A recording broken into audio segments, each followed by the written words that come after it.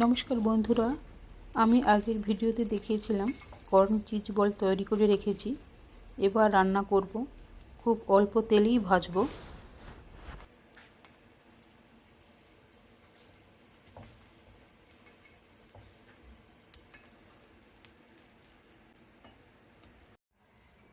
আমি এখানে এই ধরনের একটা পাত্র নিয়েছি।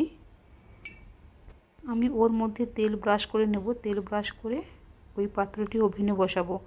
গরম হয়ে গেলে ওর মধ্যে চিজ বলগুলো দিয়ে দেব।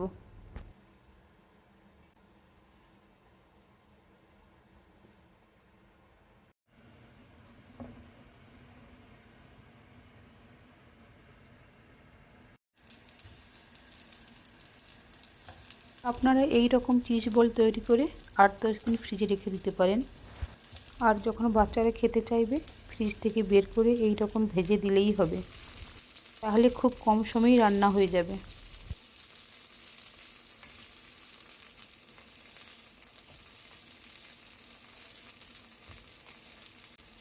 আমি এখানে অল্প আঁচে গ্যাস কমিয়ে রান্না করছি, নাহলে বলগুলো তাড়াতাড়ি পুড়ে যাবে।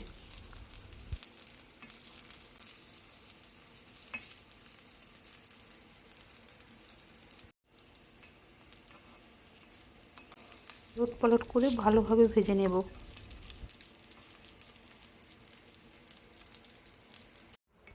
এখন পুরো রেডি। আমি কিছু মেয়েকে এখন ভেজে দিলাম, আর কিছু তুলে রাখলাম পরদিন সকালে স্কুলে দেওয়ার জন্য।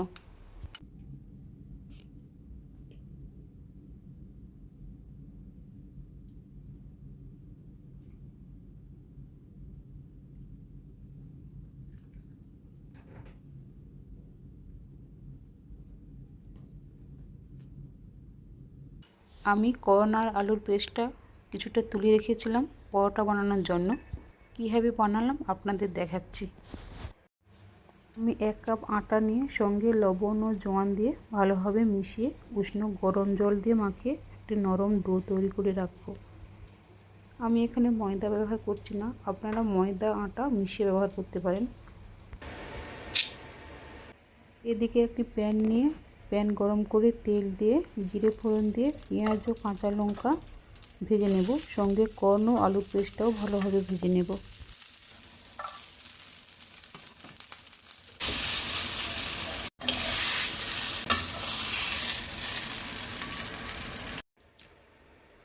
এখন রুটি বেলে নিয়ে ওর মধ্যে আলু ও কর্নের পেস্টটা দিয়ে ভালোভাবে মুড়ে নেব।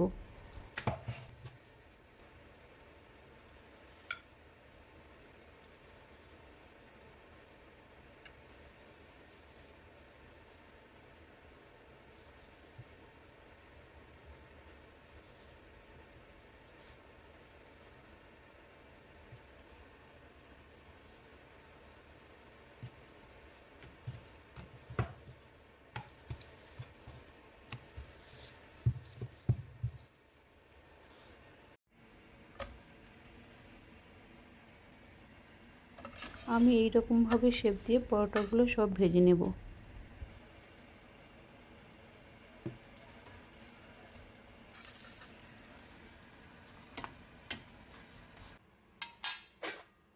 মেয়েকে আজ নতুন ধরনের টিফিন তৈরি করে দিলাম, দেখা যাক মেয়ে কী করে। অনেক বাচ্চারা সবজি খেতে চায় না, এইভাবে সব সবজি একসঙ্গে মিশিয়ে পরোটা বানিয়ে দিতে পারেন। যেহেতু এই রান্নাটি সময় সাপেক্ষ, সেই জন্য আপনারা 1-2 দিন আগে থেকে কর্ন আর আলুর পুরটা তৈরি করে রাখতে পারেন। সকালে গরম গরম ভেজে দিলে বাচ্চার টিফিন পুরো রেডি।